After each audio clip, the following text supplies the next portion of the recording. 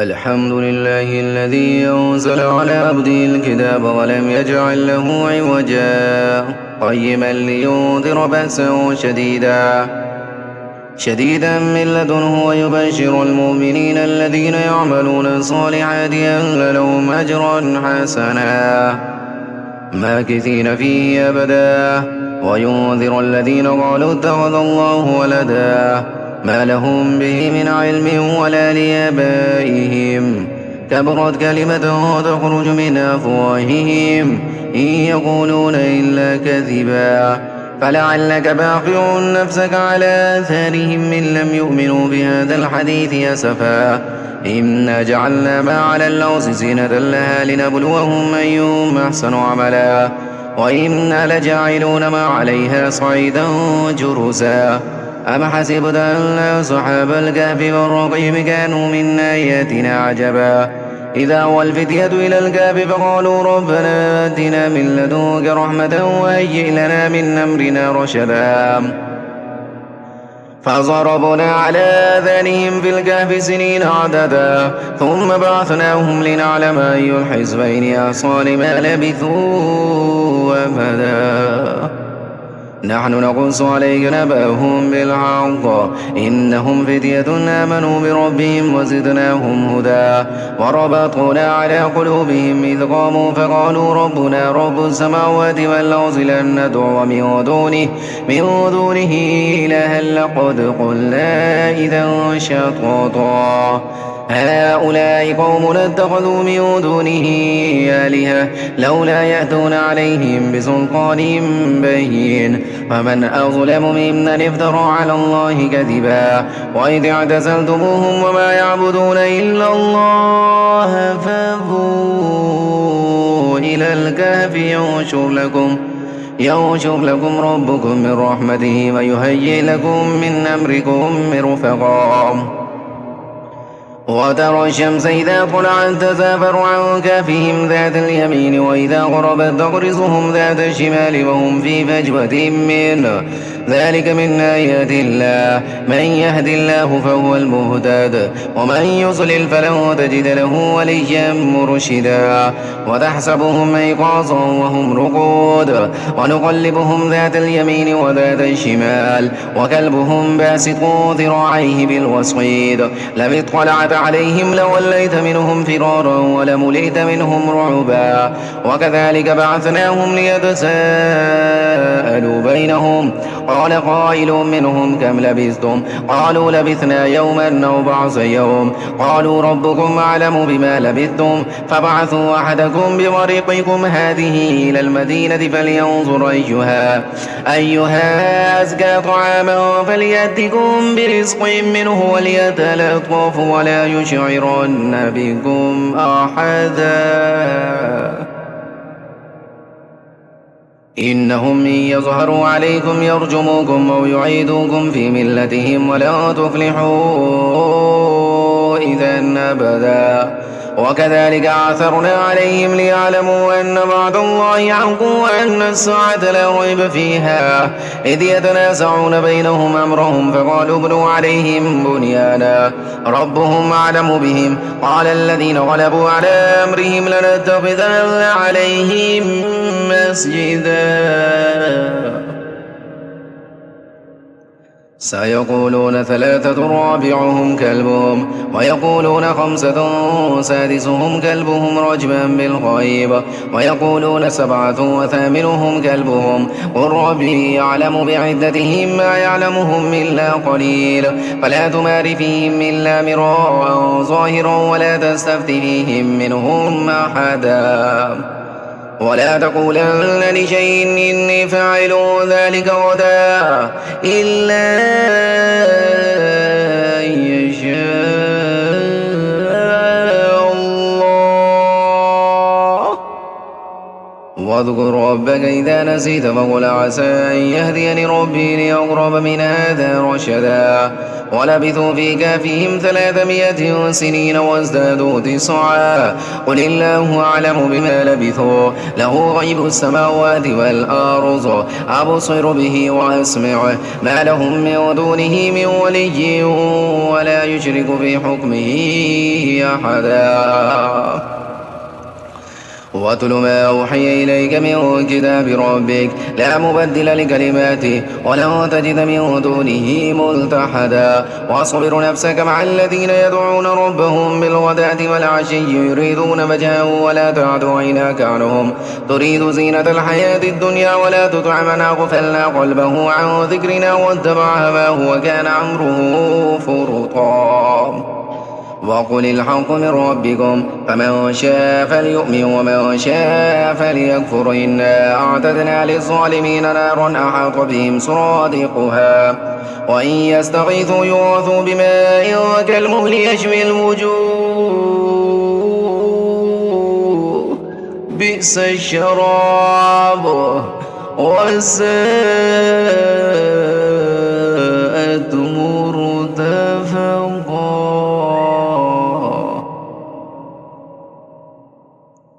إن الذين آمنوا وعملوا الصالحات إنا لا نضيع أجر من أحسن عملا. أولئك لهم جنات عدن تجري من تحتهم الأنهار يحلون فيها من أساور من ذهب ويلبسون ثيابا خضرا من سندس واستبرق متكئين فيها على الأرائك نعم الثواب وحسنت مرتفقا. واضرب لهم مثلا الرجلين جعلنا لأحدهما جنتين من أعناب وحففناهما بنخل وجعلنا بينهما زرعا كلتا الجنتين آتت أكلها ولم تظلم منه شيئا وفجرنا خلالهما نهرا وكان له ثمر فقال لصاحبه وهو يحاوره أنا أكثر منك مالا وأعز نفرا. ودخل جنته وهو ظالم لنفسه قال ما أظن أن تبيد هذه أبدا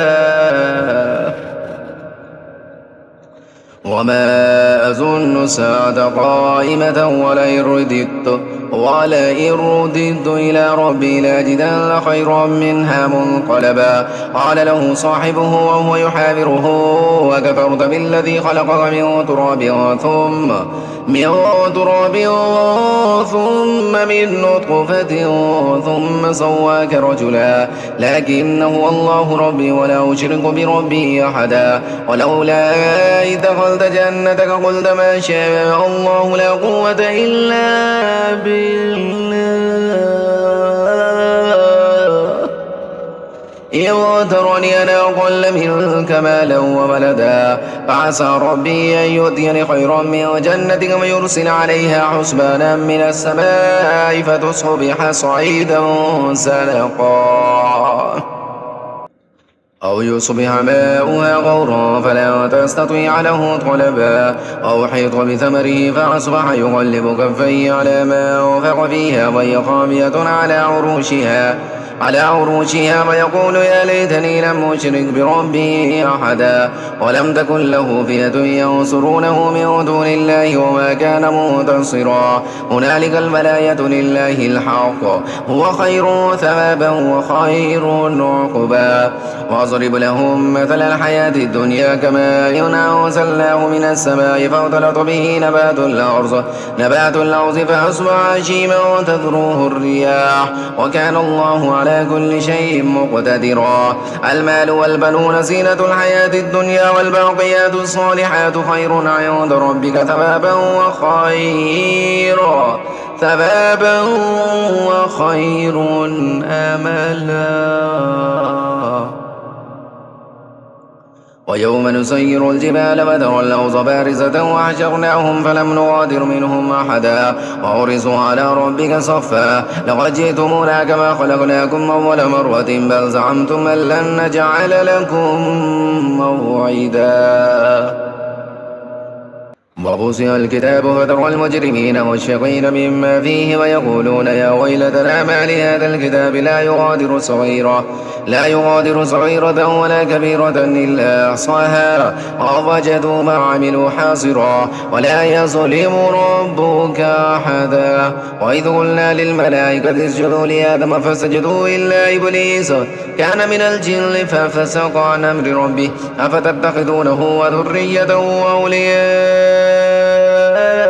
من دوني وهم لكم عدو بئس للظالمين بدلا. ما شاءتهم خلق السماوات والأرض ولا خلق أنفسهم وما كنت متخذ المضلين عضدا. ويوم يقول نادوا شركائي الذين زعمتم فدعوهم فلم يستجيبوا لهم وجعلنا بينهم موبقا. ورأى المجرمون النار فظنوا أنهم واقعوها ولم يجدوا عنها مصرفا. ولقد صرفنا في هذا القرآن للناس من كل مثل وكان الإنسان أكثر شيء جدلا.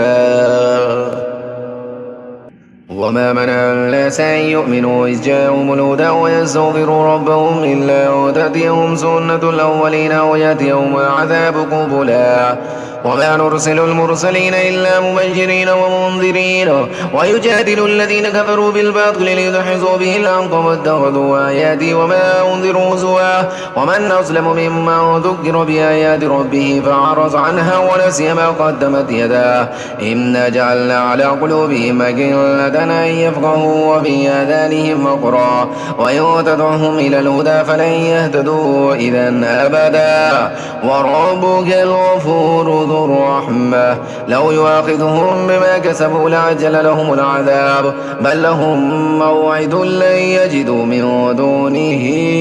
موئلا. وتلك القرى أهلكناهم لما ظلموا وجعلنا لمهلكهم موعدا. وإذ قال موسى لفتاه لا أبرح حتى أبلغ مجمع البحرين أو أمضي حقبا فلما بلغا مجمع بينهما نسيا حوتهما فاتخذ سبيله في البحر سربا. فلما جاوزا قال لفتاه آتنا غداءنا لقد لقينا من سفرنا هذا نصبا.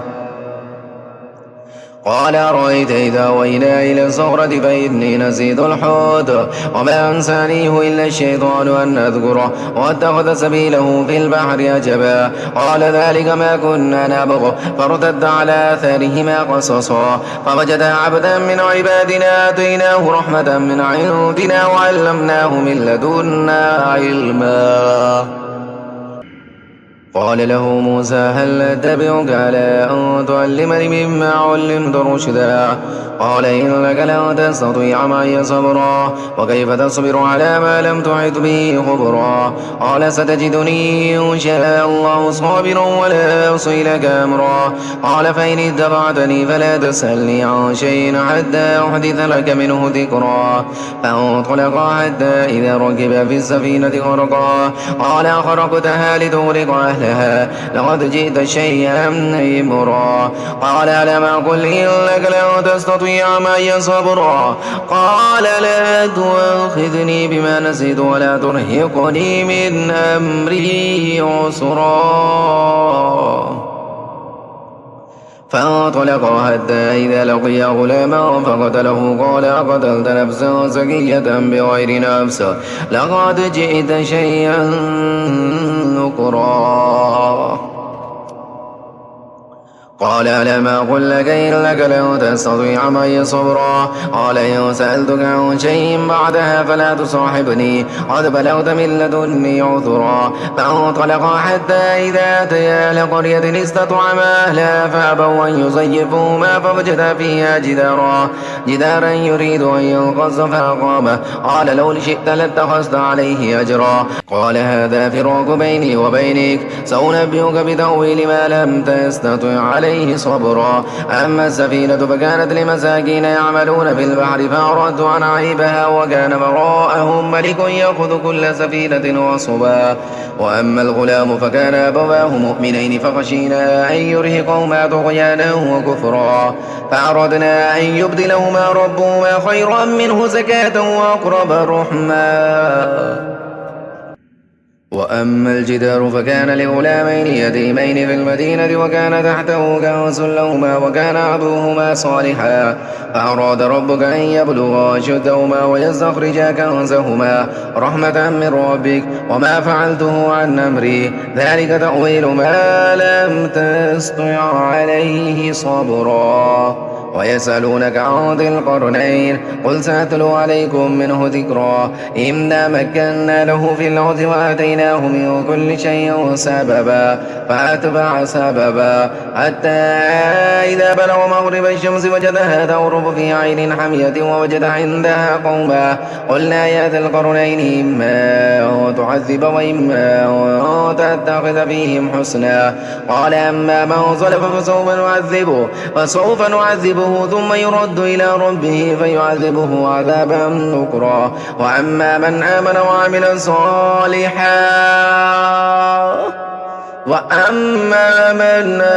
وعمل صالحا فله جزاء الحسنى وسنقول له من أمرنا يسرا ثم أتبع سببا حتى إذا بلغ مطلع الشمس وجدها تطلع على قوم لم نجعل لهم من دونها سترا كذلك فقد أحطنا بما لديه خبرا ثم أتبع سببا حتى إذا بلغ بين السدين وجد من دونهما قوما لا يكادون يفقهون قولا قالوا يا ذا القرنين إن يأجوج ومأجوج مفسدون في الأرض فهل نجعل لك خرجا على أن تجعل بيننا وبينهم سدا قال ما مكن لي فيه ربي خير فأعينوني بقوة أجعل بينكم وبينهم ردما آتوني زبر الحديد حتى إذا سوى بين الصدفين قال انفخوا حتى إذا جعله نارا قال آتوني يفرغ عليه قطرا فما استطاعوا أن يظهروه وما استطاعوا له نقبا قال هذا رحمة من ربي وإذا جاء وعد ربي جعله دكا وكان وعد ربي حقا وتركنا بعضهم يومئذ يموج في بعض ونفخ في الصور فجمعناهم جمعا وعرضنا جهنم يومئذ للكافرين عرضا الذين كانت أعينهم في غطاء عن ذكري وكانوا لا يستطيعون سمعا أفحسب الذين كفروا أن يتخذوا عبادي من دوني أولياء إنا أعتدنا جهنم للكافرين نزلا قل هل ننبئكم بالأخسرين أعمالا الذين ضل سعيهم في الحياة الدنيا وهم يحسبون أنهم يحسنون صنعا أولئك الذين كفروا بآيات ربهم ولقائه فحبطت أعمالهم فلا نقيم لهم يوم القيامة وزنا ذلك جزاؤهم جهنم بما كفروا واتخذوا آياتي ورسلي هزوا إن الذين آمنوا وعملوا الصالحات كانت لهم جنات الفردوس نزلا خالدين فيها لا يبغون عنها حولا قل لو كان البحر مدادا لكلمات ربي لنفذ البحر قبل أن تنفذ كلمات ربي ولو جئنا بمثله مددا قل إنما أنا بشر مثلكم يوحى إلي أنما إلهكم إله واحد فمن كان يرجو لقاء ربه فليعمل عملا صالحا ولا يشرك بعبادة ربه أحدا صدق الله العظيم.